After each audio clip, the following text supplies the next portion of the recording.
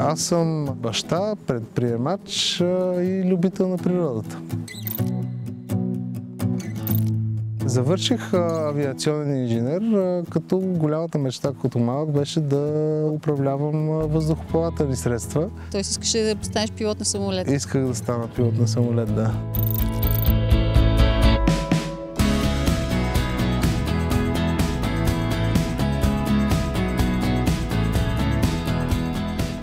Мисля, че бях на 22 някъде. Тогава бях част от една много готина образователна програма "Космически предизвикателства", която постоянно създаваше нови и нови възможности пред нас. И една от възможностите, които ни представи, беше: кандидатствайте за Singularity University. Отидете в НАСА и учете там от най-готините нови иноватори, които създават наистина средства за справяне с глобалните проблеми пред човечеството. Аз си казах: добре, кое е нещо, с което наистина занимавам с страст, което наистина много обичам? Това е природата, със сигурност аз искам да стана пчелар, винаги съм го искал. Защо не помисля за това как да се справя с умирането на пчелите? Постоянно чуваме за това как пчелите умират, как ние ще ги последваме, как имаме само 4 години и някакви такива неща, пък никой нищо не прави. И аз си казах: може ли да изпратиме човек на Луната, а пък да не можем да се погрижим за най-важното нещо, което опрашва нашата храна? И тогава ми дойде идеята за един по-иновативен кошер, който, разбира се, от концепция до сега се промени тотално.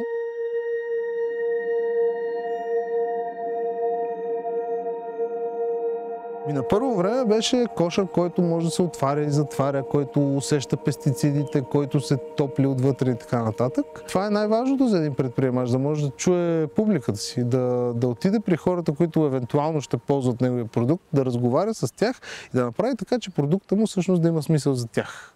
И така нашия продукт се сведе до един личен асистент. Малък компютър, поставя се вътре във всеки един кошер, т.е. не трябва да се справиш с всеки един пчелар по-отделно да му направиш устройство. Е устройство, което става във всеки един кошер и то прави кошерът и умен. Какво значи умен кошер? Да може да комуникира с тебе здравето, продуктивността на пчелите и наличието на определени условия. Тоест този компютър какво прави?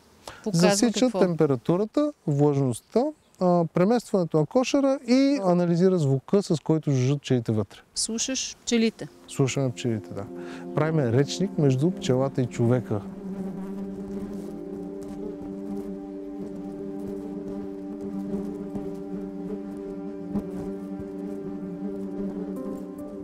Пчелите, както и нормалните човешки семейства, си имат определен тон на общуване. Когато този тон се промени, явно нещо не е наред.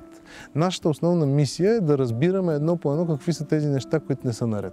За момента, разбира се, имаме сериозен списък с неща, които вече знаем какво значат. Например, нападение от оси, роене на кошера, глад в кошера, такива неща може да ги кажем на пчеларя директно.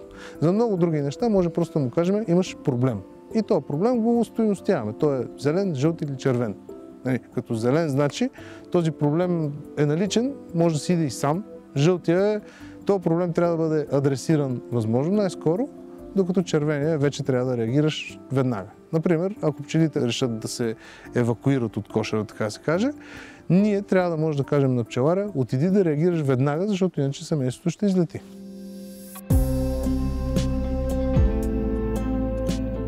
Кога това нещо започна да го усещаш като бизнес? Започнах да усещам това нещо като бизнес в момента, в който си дадах сметка, че то може да създава стойност. След като се върнах в България, имах да оправям малко дългове, защото това беше пълна стипендия, но живота в Щатите не е много евтин.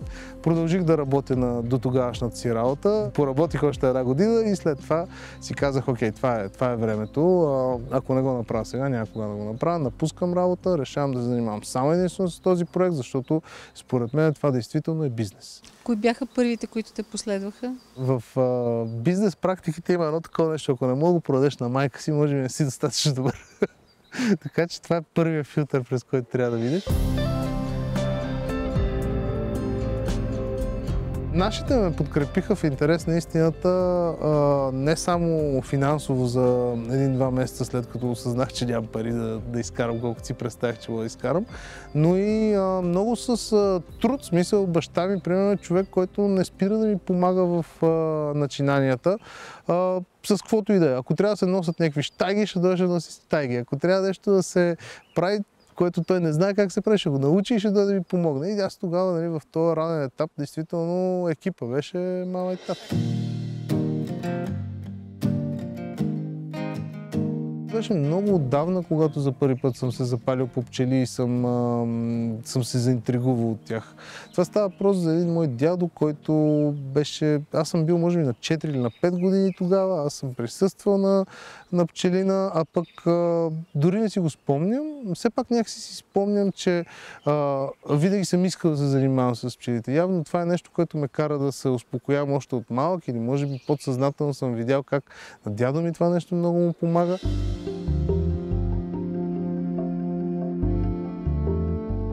Много е странно, че хората трябва да се променят ментално, за да отворят кошера. Тоест ти не може да бъдеш прям, не може да действаш прибързано, когато отвориш кошера. Това е една форма на медитация. И това нещо има една собствена магия зад себе си, която трябва да сложиш булото, за да разбереш какво значи.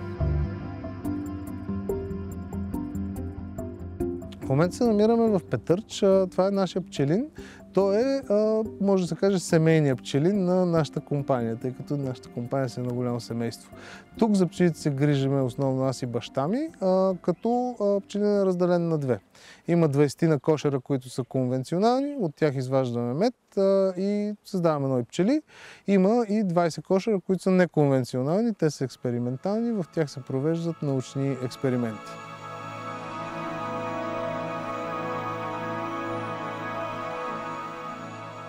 Ти и твоята компания сте собственици на колко пчели? По груби калкулации, нека да кажем, че в момента тук има 1,5 милиона пчели. Как го избрахте мястото? Близо до София беше най-важният критерий. От тук нататък важно е да избереш мястото си спрямо пашата. Тоест, къде има най-подходяща паша. И понеже тук се намираме в едно село, в което има много отделни частни градинки, в което има много липи, череши, кестени и така нататък, това ни се видя като идеално място да има разнообразен мед.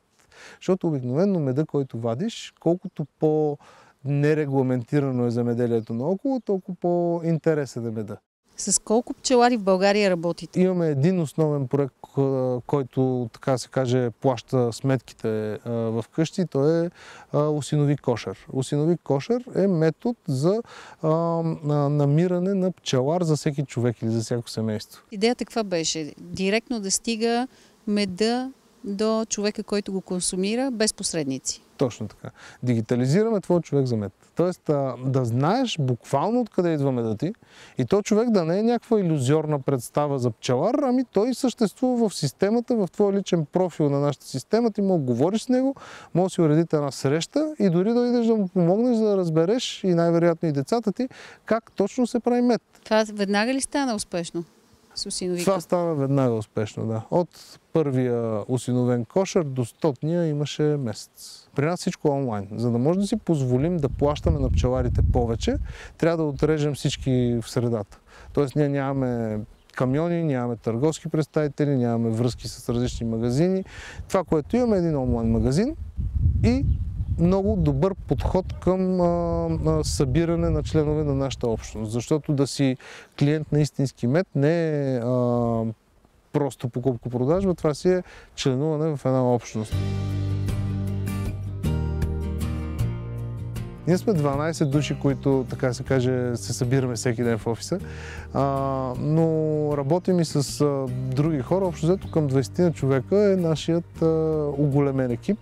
Имам чувство, че само циркови артисти няма, може и такива да има. Има катерачи, има хора, които идват от чужбина, са се прибрали, за да го вършат това нещо тук в България. Аз съм инженер, обаче се занимавам с бизнеса в компанията. Нашия основен технолог, как се казва, технически ръководител на нашето предприятие, той пък е завършил бизнес. Никой не си е на точното място и все пак всеки е. Към днешна дата този бизнес издържа 12 човека, така ли? Бих казал, че към днешна дата бизнеса има шанс да порасне много. Той издържа 12 човека, но това, което ние целим да направим, е той да издържа не 12 души на заплата, а да създаде устойчиво пчеларство в България, което да е способно да издържа много семейства. Защото в България прощайте за израза, но тъпото нещо, което се случва, че ние имаме гениален продукт. Българския мед има 20 витамина вътре в себе си. Имаме 4 сезона, ясно изразени са, много дълъг период, много различни билки. Това е много премиум продукт. А на пчеларите им се предлагат 4 лева на едро. Това е абсурд. Според мен това е нещо, което трябва да се реши веднага този проблем, защото в България ние не губиме пчелите, ние губиме пчеларите си. За последните 2 години са изчезнали 30% от българските пчелари. Колко успя ти да върнеш с този бизнес? Рано е да се каже и да съм успял към момента или нашия екип, по-скоро ние сме върнали малко все още. Кажи ми за провалите ти. Провалите по време на създаването на бизнеса са ежедневни, ако не ежеминутни събития. Една от големите грешки, които допуснах в създаването на нашата компания, беше още в самото начало. Наехме 2 инженери, екип, започнахме да работим по устройството, така да се каже, така го викаха джаджата. И тази джаджа така започна да добива някакъв вид. Обаче ние започнахме и да не ни стигат парите. И в този момент започнах да кандидатствам по различни състезания, които могат да докарат някакво свежо финансиране. И почукахме на много врати, някои се отвориха и една специално ми се стори много интересна – Стартъп Чили. Това е една програма в Чили, където в Южна Америка те закарват, за да разработваш бизнеса си там. Много добра инициатива от тяхна страна, защото вкарва иновации и предприемачи директно в държавата. Това, което се случи пак на нашата компания, че тук имаше 2 души екип и един шеф, изпълнителен директор, дето тръгнал да гони визията, обаче той е там, на не знам си колко 10 000 км разстояние. Въпреки, че сме получили пари, за да бъдем там и въпреки, че това потенциално отваря възможности, ние не се бяхме концентрирали върху най-важното нещо, да се правим продукта и да го сложим този продукт на пазара. Пък тогава да ходим вече да го презентираме. Така че тогава сложихме каруцата пред коня. 6 месеца трябваше да прекарам по договор в Чили и когато се върнах, съответно нямах екип вече, защото хората тотално бяха изгубили мотивация. Аз си дадах сметка какво съм направил, но вече беше прекалено късно. Тогава живеех в апартамента на приятелката ми, с която се разделихме там, в Чили. И общо взето целият ми живот беше един пълен хаос. Грешката каква беше, която допусна реално? Не се фокусирах върху правилното нещо. И всичко просто сгромоляса в един момент. Съответно, аз тогава се бях прибрал в България. Нямах една стинка в джоба си. Не исках да се върна да живея при нас, защото това ще да бъде тотален провал вече. Намерих едно място, където да живея в едно студентско такова апартаментче, наето от 4 души. Аз живеех в една стая зад кухнята там. И това беше най-ниският момент в живота ми, защото действително тогава си бях казал, окей, не стана това с моята идея с пчелите, изгубих си хората, изгубих си всичко, изгубих си времето и това беше най-ниският момент и в кариерата, и в живота ми. Това може да се каже, че беше един истински провал, обаче пък не съм го допуснал втори път. Какво би казал на някой, който сега се захваща с бизнес? Вярвам, че всеки един човек, който се захване с бизнес, трябва да бъде склонен да се проваля често и ефективно, но най-важното е да се учи от грешките си. В Европа, правейки бизнес, човек винаги гледа да намали риска, винаги гледа да направи така, че да не му излезе лошо име. Докато в Щатите имат идеята и концепцията за fail fast. Провали се бързо, обаче научи нещо от това.